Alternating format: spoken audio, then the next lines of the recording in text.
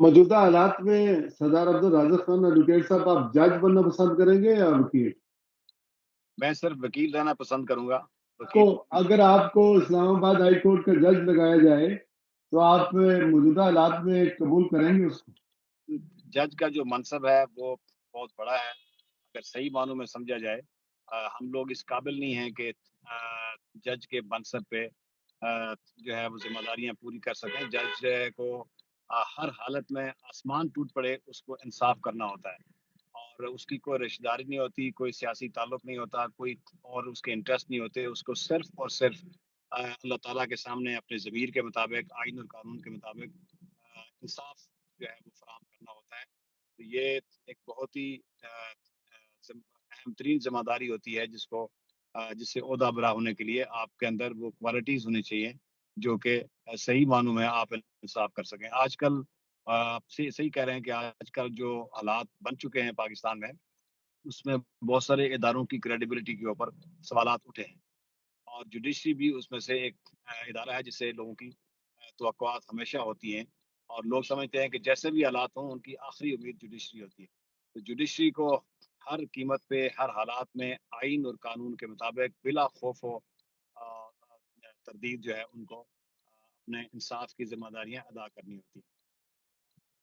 کتنا پریشر ہے ججوں کے اوپر اس وقت فیصلہ سازی میں؟ کتنے آزادانہ طور پر فیصلے آپ دیکھ رہے ہیں؟ فیصلوں سے آپ اندازہ کر سکتے ہیں کہ وہ فیصلے کس طرح کے ہو رہے ہیں اور اس میں کیا پوزیشن ہے.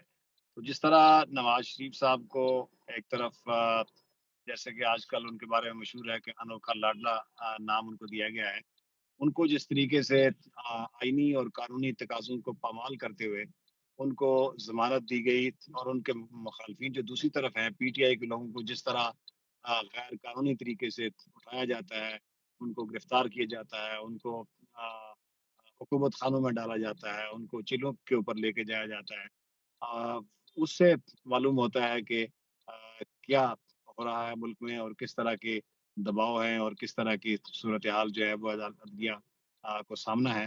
اور بہت سارے ججز اس وقت جو ہے لوگوں کی ایکسپیکٹیشنز کے مطابق جس انڈیپینڈنس سے ان کو فیصلے کرنے چاہیے تھے وہ شاید نہیں کر سکے. ملٹری کورٹس کے حوالے سے سپریم کورٹ نے فیصلہ دے دیا تھا کہ سویلین کا ٹرائل ملٹری کورٹ میں نہیں ہو سکتا. اب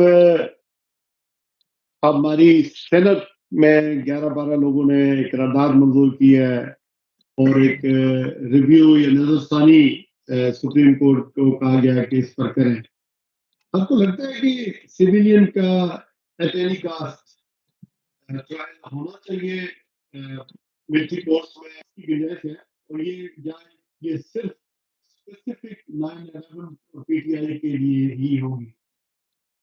دیکھیں، جو 9 مئی کے مقدمات ہیں یا اس طرح کے جو واقعات ہیں جو سیاسی کارکنوں کے خلاف ہیں، ان کے بارے میں آپ کہہ سکتے ہیں کہ وہ ان میں کسی ملٹری کورٹس کی گنجائش نہیں ہے. آپ دہشت گردوں کے خلاف اگر ملٹری تنصیبات کے اوپر حملہ کرتے ہیں یا کوئی دہشت گردی کے واقعات ہوتے ہیں، وہ ٹوٹلی ایک ڈفرینٹ ایشو ہے جس کے اوپر ملٹری کورٹس کام کر سکتی ہیں. لیکن جو سیاسی کارکنوں کو خالصتاً جس طرح 9 مئی کے آفٹر ماتھ میں ان کو جس طرح ایک اٹمپٹ کی گئی کہ ان کو ملٹری کورٹس میں ٹرائی کیا جائے، وہ کسی طور بھی نہ پاکستان کے انٹرسٹ میں ہے، نہ آئین اور قانون کے مطابق ہے.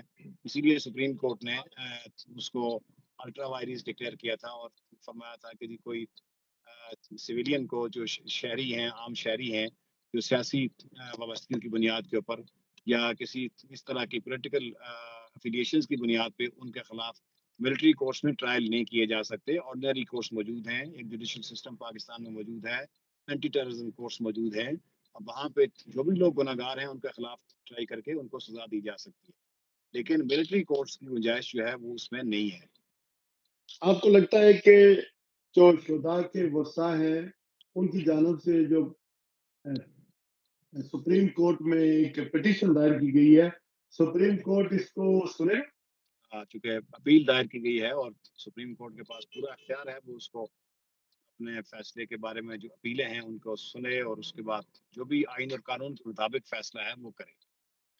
آخری سوال ہے، یہ جو ہمارے آنریبل چیف جسٹس عمر فاروق صاحب ہیں، ایک انہوں نے ایک آبزرویشن دی ہے کہ سائفر کیس میں عمر قید یا پھر پھانسی کی سزا ہو سکتی ہے، سزائے موت ہو سکتی ہے. یعنی آپ جرم کر رہے ہیں یا جرم کے اوپر اکسائیں تو آپ کو ضمانت ایسے سیریس مقدمات میں جس میں عمر قید لائفلی یا سزائے موت ہو، اس کا ضمانت نہیں مل سکتی. تو وہ چیئرمین پی ٹی آئی اور vice chairman P T I کے حوالے سے یہ بات کر رہے تھے، یہ آبزرویشن دے رہے تھے.